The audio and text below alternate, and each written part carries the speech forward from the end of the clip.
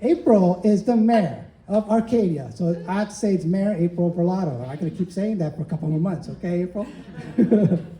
And she's a key leader in Arcadia on housing, okay? So she introduces new ideas, but she gets a lot of flack for it because people don't want it here in Arcadia, but we need it. So the city itself has to do something different.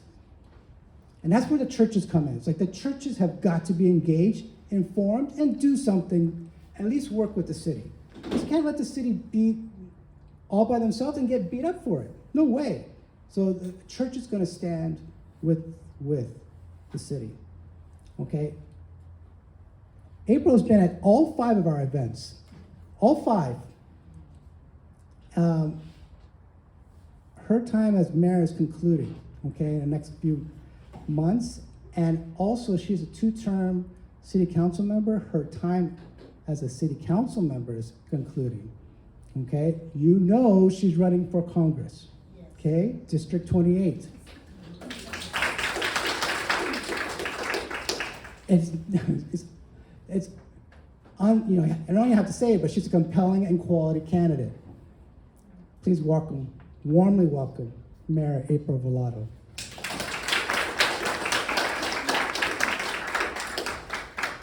Thank you so much. That was lovely. Thank you for that introduction. Again, I'm April Verlato, Mayor of Arcadia. I'm sorry I was a little late this morning. I was on a call and I couldn't get off. But there is a lot going on, and I'm going to start by saying how important this group is. And I think that sometimes it gets overlooked what affordable housing can offer the communities. This is a prevention strategy, right? It's a homelessness prevention strategy. One of the key takeaways that I got from the homeless symposium that I spearheaded and made our city do back in February was when the question was asked of our case manager, the lead case manager for the city of Arcadia, you know, what do we need more of? What do we need more shelter? You know, do we need more mental health treatment? Do we need more drug and alcohol abuse? What is it that's the key to reducing the numbers of our homeless population? And what struck me was his answer, which is all of it. We need all of it, because there's not one solution for everybody, right? It's not just affordable housing is going to fix everybody's problem.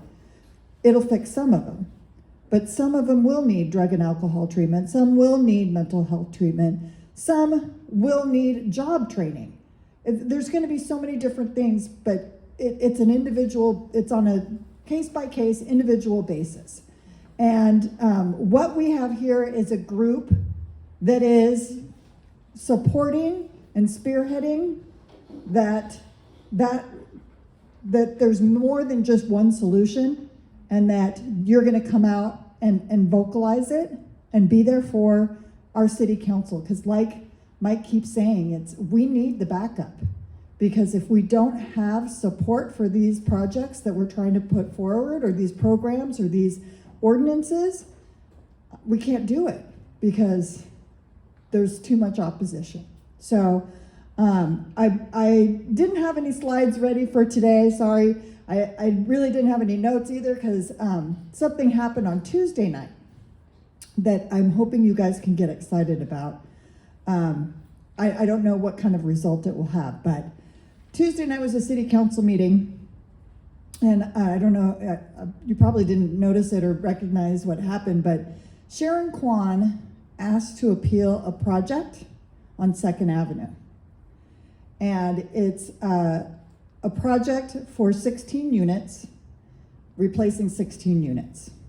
And she asked that we take a look at it. It got through the planning commission, and you're probably thinking, what's the big deal? What's the big, like, so what? She's bringing it up, from what I understand, because 16 units for 16 units. No affordable housing, it's not adding units, it's not doing anything for our community. And she's very concerned about that. And this is gonna be like one of the first times that city council is going to hear a project based on what is this project doing for our community. And I don't know if you guys are picking up on that subtle difference. It's you know, she's looking at it as the aesthetics, like it's growing in size. So it, you know, the mass of it is going to be bigger. So it's 16 900 square foot units are being torn down for 16 3,000 square foot units, right? So, you know, we all had talked about mansionization. We know that that's how I got involved in the city originally. But to her, from what I understand, it's more than just mansionization or the increase in size. But it's like, if you're going to increase this in size, if you're going to go to a bigger building, what are we going to get out of it? We need to be getting something out of it. And all we're going to be getting is more expensive units. And we're going to get rid of those 900 square foot units that are affordable. And, you know, I think it's pretty obvious, like you're displacing 16 people, 16 families, 16 couples, 16 people who are now not going to be able to afford the rents of the 3,000 square foot units. So I'm pretty excited that somebody other than me brought this up. So what it is Sharon Kwan sits on our planning commission as the liaison. And so she saw that project come through last month. And I guess she was unhappy about it and asked that city council take a look at it. I don't know how it's gonna go when it gets on in front of city council. You know, I don't even know all the details of all the projects. I just got kind of that cursory, like, look at it. We'll go more in depth on it when it comes up before city council. But this is something that this group can come out, study what the city's staff report is, study the project, take a look at it. I've got to caution you guys though, the developer is one that hates me. I didn't realize, right? It's like on Tuesday night, I saw him sitting out in the audience and I was like, why is he here? And then somebody told me because they found out that Sharon's gonna bring up one of his projects. And I was like, oh God, he hates me. Like, I mean, like really hates me. Like campaigns against me all the time. Because just, I'm one of those people they don't want on city council. Like if any of you think that I'm like making that up, like just talk to a developer, any one of them. And they will tell you. I mean, I've got one developer who is literally waiting for December when I get off city council. And then he's gonna go to work. And that's what he tells me. That he's not even gonna bother trying to do stuff in Arcadia as long as I'm on city council because I am a thorn in his side. And you know, I try to explain to developers, it's not that I'm anti-development, it's just I want good projects for the city. And I'm really happy that Sharon Kwan, Councilmember Kwan, has brought this project up because it goes to what I have been trying to get across to people, which is we're not anti-development.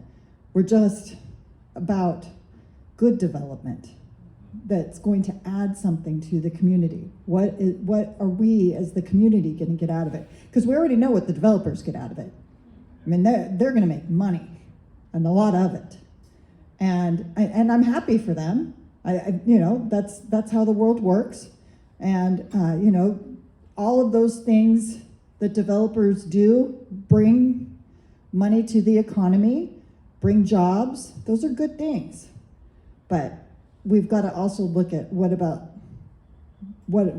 the rest of it what's for the rest of the community. So that's one thing that's again why I wasn't really prepared, because it just happened on Tuesday night, and so I wanted to bring that up to you guys.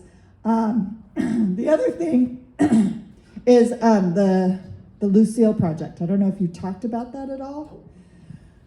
Okay, yeah. So I'm going to go into a little bit. I know you're supposed to end at 11:30, right? But well, just like be patient with me, right? Because Lucille is a vacant land now, vacant lot in Arcadia, and it was purchased. I don't know all the real specifics, but I'm going to give you generalities. purchased about 2009, maybe 2010, right before Governor Brown, thanks. Right before Governor Brown disbanded redevelopment. Remember redevelopment? Who remembers redevelopment, right? In my speeches that I started giving back in 2021 about homelessness and why we've seen an increase in homelessness, I attribute the dissolution of redevelopment to some of that homeless population, right? And I truly believe that redevelopment was helping prevent homelessness. Because what was redevelopment? It was about collecting the tax dollars locally, not sending them up to Sacramento. Local government got to keep those tax dollars and had to build affordable housing in those communities. That was the trade-off. But you got to keep the tax dollars, but you had to have affordable housing being built with the new projects. So we had redevelopment in Arcadia along Huntington Drive and First Avenue. You saw lots of new projects go in. Rusnak was part of redevelopment. Okay, but he's telling me I gotta go quick. But what happened was, with those dollars that we got from redevelopment, we bought this lot to build affordable housing. And we were gonna build 9 units. Wow. And then to 2010, 2011, basically Governor Brown said, I'm dissolving redevelopment. And we were stuck with this parcel that never got developed because we'd gotten all the entitlements, project was approved, but just didn't start. So what we did was we turned it over to the county with the plans and said, here, like, redevelopment's been dissolved. We have the money for building, but we now have to send it up to Sacramento. We're hoping the county can use this land. It has to be used for affordable housing. You cannot use this land for anything else except affordable housing. They took it, and now we're 14 years later. I am still trying to figure out why it has never been built, right? Where's our affordable housing? It has to be. So I started getting under somebody's skin, and we started getting it in front of Habitat for Humanity, said, we're interested. Give us the land, we will build the project. And the county has now come back and said, oh no, we can't give away this land to Habitat for Humanity. We have to sell it at market rate and then use those funds to buy something somewhere where we can get more units than just 8 or 9 units. And so Arcadia will not be getting affordable housing on this lot. And I'm pretty much now at the point where I'm thinking, at first I was like, oh my God, I'm gonna start a protest and we're gonna camp out on the lot. No, I don't think that's gonna work. I don't think all of us jumping up and down is gonna change anything. I'm very disheartened. And again, this is gonna go to why I'm running for Congress. It's decisions like this that start at the top, they trickle their way down. You need leadership. We need to vote in leadership that is going to take the problem seriously and look at it holistically and not sit there and say, because I'm going to tell you right now, it's political why it's not going to be built there, right? You've got political leadership that does not have the courage to say that this is the right thing. Because they get so much backlash. Because your electeds right now are saying, like, no, that my community doesn't want it here. And so I don't want to be the one to stand up and try to say, go against them. They're just going to back down and say, yeah, that's right. We don't need affordable housing in Arcadia. We really need it in someplace else like Baldwin Park where we can get twice as many units. So, very disappointed.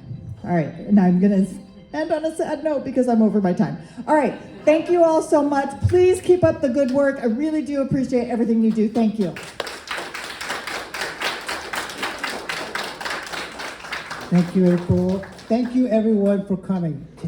2 hours out of your Saturday, I really appreciate it. But, there are a lot of projects going on. There's a lot of efforts going on. You can make a huge impact. You, your churches, your groups. Thank you. God bless you.